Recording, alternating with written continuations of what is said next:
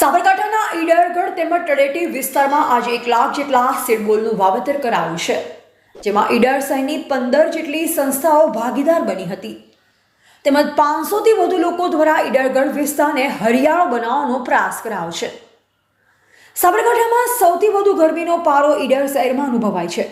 સાથોસાથ અરવલ્લીની હારમાળા હોવાના પગલે ઈડર સહિત આસપાસના વિસ્તારોમાં પણ વ્યાપક ગરમીનો અહેસાસ થતો હોય છે. ત્યારે આજે ઈડર શહેરના વિવિધ 15 જેટલી સંસ્થાઓના આગેવાનો સહિત અભ્યાસ કરનારા વિદ્યાર્થીઓ 1 લાખ જેટલા સીડબોલનું વાવેતર કર્યું છે. સામાન્ય રીતે ઈડર શહેરમાં ઉનાળાની ગરમી દરમિયાન સરેરાશ તાપમાન 45 ડિગ્રીથી વધી જાય છે, જે પગલે શહેરીજનો ત્રાહિમામ પોકારી ઉઠે છે. જોકે ઈડરગઢને હરિયાળો બનાવવા માટે આજે પહેલીવાર એકસાથે 15 સંસ્થાઓ આગળ આવી છે. તેમજ અરવલ્લીની હારમાળામાં આવતા ઈડરગઢ વિસ્તાર તેમજ તળેટી વિસ્તારમાં સીડબોલનું વાવેતર કરાયું છે. જોકે વાવેતર તો વન વિભાગ દ્વારા કરાતું હોય છે, પરંતુ તેની જાળવણી ન થતી હોવાના પગલે મોટાભાગના વૃક્ષો નાશ પામતા હોય છે. ત્યારે આજે ભાગ લેનાર વિદ્યાર્થીઓ દ્વારા વૃક્ષને નવજાત બાળક સમાન ગણી તેનું જતન કરવામાં આવે તો આવનાર સમયમાં ઈડરગઢ વિસ્તાર પણ વૃક્ષોથી લીલોછમ બની શકે છે. સામાન્ય રીતે વૃક્ષારોપણનું કામ વન વિભાગ દ્વારા થતું હોય છે, તેમજ નાના મોટા વૃક્ષો વાવવા માટે સ્થાનિક કક્ષાએ પ્રયાસ થતો હોય છે. ત્યારે અરવલ્લીની હારમાળામાં આવેલા ઈડરગઢ સહિત તળેટી વિસ્તારને ફરી લીલોછમ બનાવવા આજે એક સાથે 500થી વધુ લોકો કામે લાગ્યા.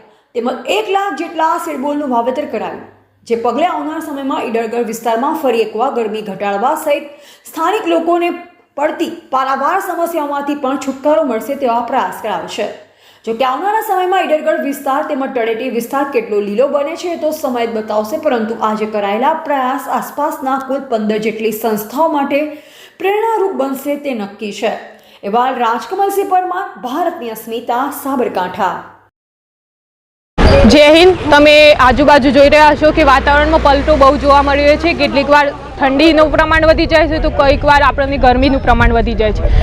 આ બધાનું પાછળનું કારણ શું છે? એક જ છે વાતાવરણમાં થઈ રહ્યો પલટો, અને એનું કારણ પણ એક જ છે કે આપણે જે વૃક્ષો છે આપણે ઓછા વાવી રહ્યા છે, અને વૃક્ષોનું પ્રમાણ ઓછું થાય તો તેના લીધે વાતાવરણમાં વરસાદનું પ્રમાણ ઓછું થાય. હવે વાતાવરણમાં વરસાદનું પ્રમાણ ઓછું થશે તો સમજી જાઓ કે તમે વરસાદ નહીં પડે તો અનાજ ઉગશે નહીં, અને અનાજ નહીં ઉગે તો આપણા આજુબાજુમાં જે આપણે અનાજનો જે જથ્થો છે આપણને પૂરતું મળી રહેશે નહીં, જેના લીધે દુકાળી થશે. તો મારું કહેવું એટલું જ છે કે તમે વૃક્ષો વાવો અને વૃક્ષોનું જતન કરો.